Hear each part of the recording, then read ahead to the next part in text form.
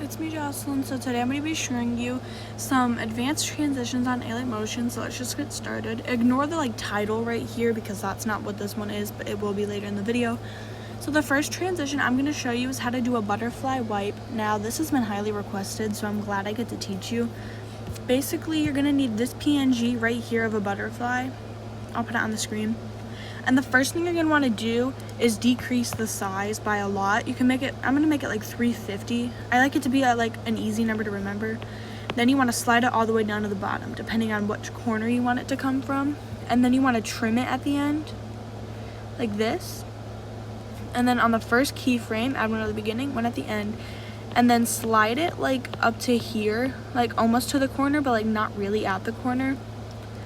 And do this. Looks like that. Okay. Now what you're going to want to do is go into the zoom in panel, add a keyframe at the beginning, one at the end, and then zoom it in a ton. Looks like it's just moving like that. You don't have to zoom it in as much as I did. I'm going to zoom out a little bit more. But yeah, I'm just going to move my keyframe so it's all the way at the end. Now that looks like this so far. That looks a bit weird, so I might zoom out a little bit more. I think I'm gonna do that. I don't think I want it as big as it got. But when you're moving it, just make sure that it's right here. Let me see, make sure. Okay, I don't think I did the right graph. I think I'm supposed to do this graph. Yeah, do this graph because the other one before that was just wrong. So yeah. And now add on the PNG one more time. And set it at the same size it was. Let me check. It was 594 there. So now we're gonna make it 594 here. And we're gonna put it in pretty much the exact same place that we did the first time. But this time you're gonna add a keyframe, and I'm gonna just trim it real quick. Add a keyframe at the beginning, one at the end, and then just slide the butterfly out on this one. Wait, no, don't do that on the first one. On the second one, make the butterfly slide out. Or fly out. I don't know, whatever one you want to call it. I think you might do this graph. I just learned this, so I might be getting the graphs a little bit wrong. I think you're going to want to do an out graph for this one. If I'm not wrong. Yeah, an out graph. So an in graph on the first butterfly PNG and an out graph on the second one. If you want it to look like more of a realistic flying effect, add a keyframe at the beginning on the zoom in panel and one at the end. And then, not the picture. Wait, I'm stupid. Okay. Go to the butterfly PNG and then add a keyframe at the beginning of the zoom in panel, one at the end, and then just zoom the butterfly out at the end. So it looks like this. And yeah, that's how you do the little butterfly wipe.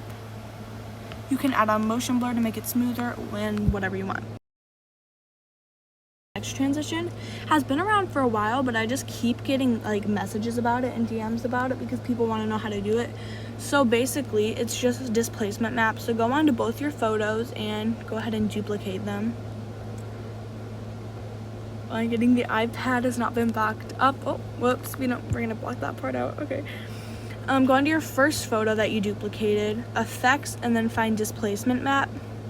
Yours might look a little bit different. That's just because mine's on an iPad. So go on and hit Y and then add 2 keyframes. And on the second one, either move it the way you're supposed to move it. You might move it this way. I'm not too sure. If you want it to go down, move it so it's going down, which would be in the negatives. But if you wanted it to go up, move it up, which is going in the positives. I'm just going to move it down to -500 because that's what I had originally planned. So here we go, like that. And just go ahead and copy my graph. And you can invert it now if you want, but I just usually do that on the second one. So it looks like this so far.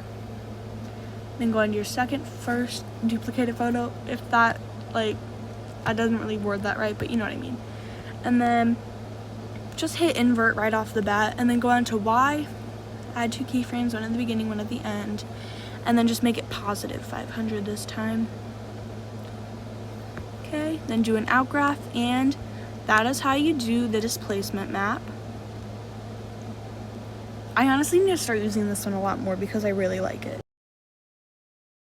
Next one is going to be a time slice transition. What you do is you're going to want to go onto shapes and then add a square and then make it fill screen. And then go on to color and fill, and then hit the gradient. I've done this one, I've shown you how to do this before. Not the time slice, but like the stretch. So the first one is gonna be a down time slice, like where it goes down. So set the gradient to this, so it's like, it's just long ways.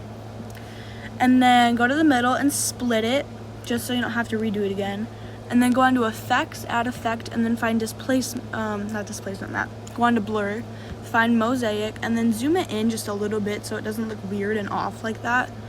Then go on into distortion and warp and find displacement map. And you want to, once again, go to the Y, and you can either do positive or negative. I'm just going to do negative because that's what I did last time. So I'm going to do negative 500.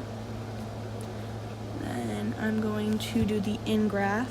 So it looks like this so far. That's what it looks like. And now on this one, I'm just going to copy the mosaic effect just so I don't have to zoom it in all over again, you know. I might have to, not too sure, but you know. Okay, never mind. I guess we have to zoom it in again.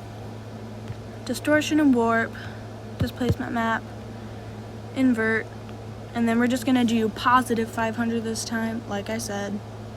Should be pretty simple. What I'm going to do is actually trim this a little bit here. I'm going to trim it like this so it doesn't like lead onto the next photo. For some reason, Alight Motion does that. I'm not too sure why. But yeah, so I'm just going to do positive 500. That. Do the out graph, and then I'm done. So you do like the time slice down.